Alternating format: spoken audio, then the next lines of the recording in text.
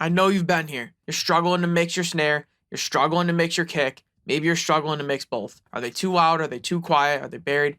I get it. I've been there. We've all been there. Let's put an end to that right now.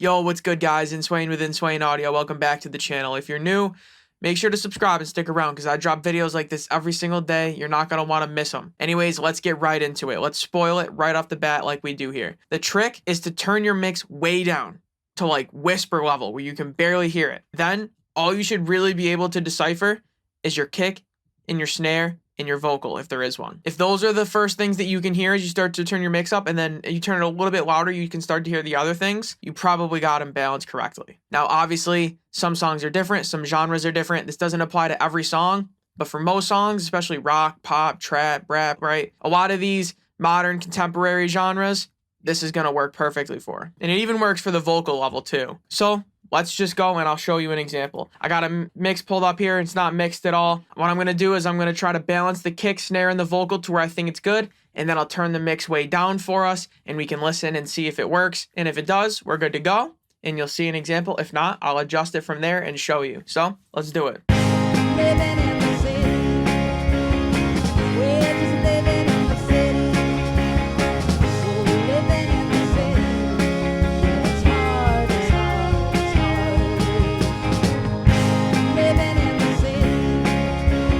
Okay, so the kick is really muddy and thumpy, and it would need a lot more processing, so it's going to be hard to hear, but I think this will still work fine. So let's test it. What I'm going to do is I'm just going to drag the fader down on the stereo out to simulate us turning our monitors down together. It's going to turn the volume down for me and you, so let's do that.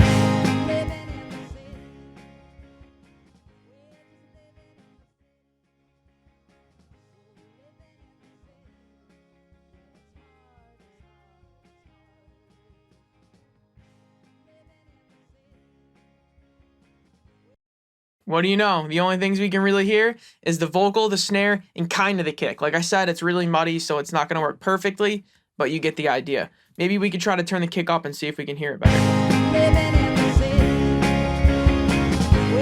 All right, now let's try it.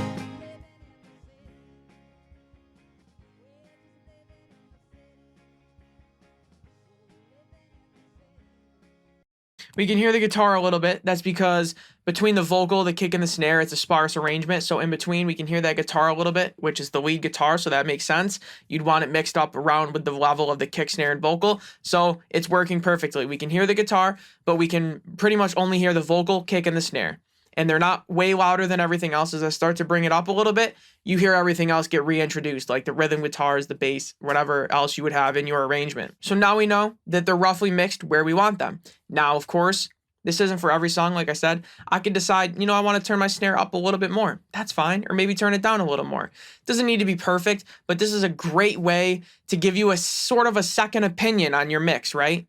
It's still you, but you're hearing it from a completely different perspective. You're getting that new frame of reference, and it's going to really help answer, are things mixed, in the right ballpark? So there you have it, guys. A super easy and overlooked trick that's going to help you mix your kick, snare, and vocal. I didn't put it in the title, but a little bonus for you. Hopefully this will help you guys. Let me know down in the comments below if you were going to try this out or if you already do it. Also, if you have any video suggestions, feel free to give them. I love that. I'm open to those. Anyways, guys, don't forget to like and subscribe, man. As always, Inswain with Inswain Audio. I will see y'all tomorrow. Peace.